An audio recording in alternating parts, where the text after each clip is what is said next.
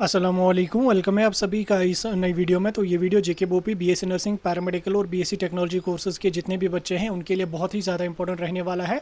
इस वीडियो में मैं आपके साथ करेक्शन विंडो के बारे में बात करने वाला हूँ। करेक्शन विंडो आपको ओपन कर दिया गया है। करेक्शन कैसे आपको अपने एप्लीकेशन फॉर्म में करनी है, कौन कौन सी चीज़ें आप एडिट कर सकते हैं, सारी चीज़ें जानने के लिए ये वीडियो एंड तक देख लेना। चैनल को भी सब्सक्राइब कर देना, व्हाट्सएप और टेलीग्राम ग्रुप ज्वाइन कर लेना, लिंक आपको डिस्क्रिप्शन में मिल जाएगी। तो चलिए वीडियो को शुरू कर ले। तो देख लेते हैं यहाँ पे JK BOPEE BSc nursing, paramedical and BSc technology courses के करेक्शन विंडो के बारे में। तो आप सभी लोगों ने देखा कल जेके बोपी ने आपका रिजल्ट डिक्लेयर करा और रिजल्ट में आपको अपना स्कोर, अपने मार्क्स, अपनी रैंक वगैरह पता चल गई होगी। आपका क्या स्कोर, क्या रैंक है, कमेंट्स में हमें ज़रूर बता देना। बाकी इतना मैं बता दूं कि इस बार कट ऑफ आपका काफ़ी हाई जाने के चांसेस रहेंगे। जितना लास्ट ईयर कट ऑफ गया था उससे बहुत ज़्यादा कट ऑफ इस बार जाने के चांसेस रहेंगे। चाहे ओपन मेरिट हो, चाहे और कोई रिजर्वेड कैटेगरी हो, कट ऑफ बहुत हाई जाएगा।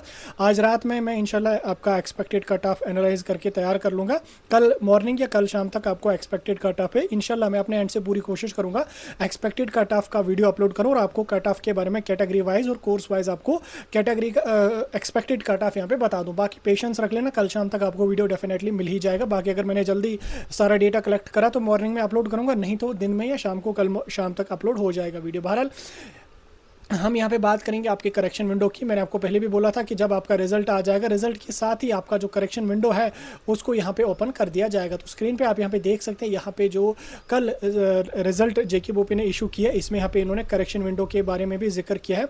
क्या यहाँ पे इन्होंने लिखा है इसमें कि further candidates who need correction in their name, parentage, DOB, category certificate and gender if any are also advised to represent physically at BOPI office Jammu or Srinagar for reflection of for the rectification of their errors within 5 days of issuance of this notification। यानी कि अगर किसी भी बच्चे को अपने नाम में करेक्शन है, अपने पेरेंटेज में करेक्शन है, डेट ऑफ बर्थ में करेक्शन है, जेंडर में करेक्शन है, कैटेगरी में करेक्शन है, तो वो विद इन 5 डेज यानी कि 3 जून तक वो BOPI ऑफिस श्रीनगर या BOPI ऑफिस जम्मू जाके अपने फॉर्म का जो करेक्शन है उसको करवा सकते हैं। अब कैसे आपको करना है, आपको पहले अपने एप्लीकेशन फॉर्म का प्रिंट आउट एक ले जाना है।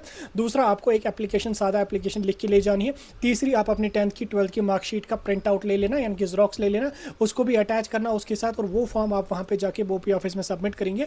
वो आपके फॉर्म में एडिट, आपके फॉर्म में जो करेक्शन होगा उसको करेंगे। उसके अलावा यहाँ पे इन्होंने क्या बोला है कि no fresh representation regarding inclusion of the category if not mentioned earlier during the filling up of online application form shall B.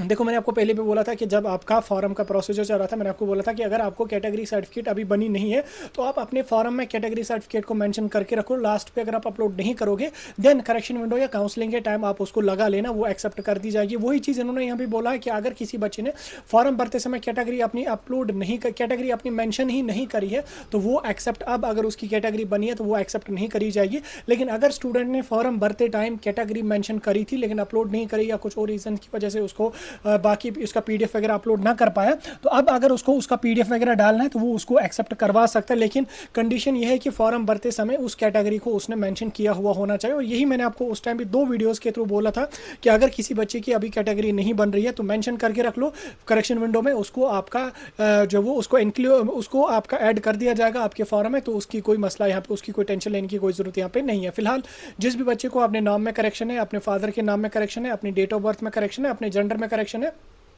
वो फिजिकली BOPI ऑफिस श्रीनगर या जम्मू जाओ, अपने बदले अपने पेरेंट्स को भी भेज सकते, लेकिन बेहतर है खुद ही चले जाओ वहाँ पे और अपना फॉर्म जब वो इन्होंने यहाँ पे फिजिकली खुद यहाँ पे बोला है, मेंशन किया है, तो आप बेहतर है कि खुद ही चले जाओ, अपने फॉर्म में करेक्शन करवा लो। बाकी एड्रेस का कोई गलती अगर है तो एड्रेस का कोई इशू नहीं है, कोई ठीक करवाने की जरूरत नहीं। Name, date of birth, parentage, gender ये सही होना चाहिए बस, बाकी कोई मसला यहाँ पे नहीं है। कैटेगरी उस टाइम मेंशन करी, अभी नहीं है तो चल जाएगा, कोई मसला नहीं है। बाकी न्यू कैटेगरीज को एक्सेप्ट नहीं किया जाएगा। तो कोई और लाइक नर्सिंग को टिक करा है, पैरामेडिकल को नहीं करा, उसको भी अगर एडिट करवाना है तो आप जाके करवा सकते हैं। बाकी कोई डाउट होगा कमेंट्स में बता सकते हैं।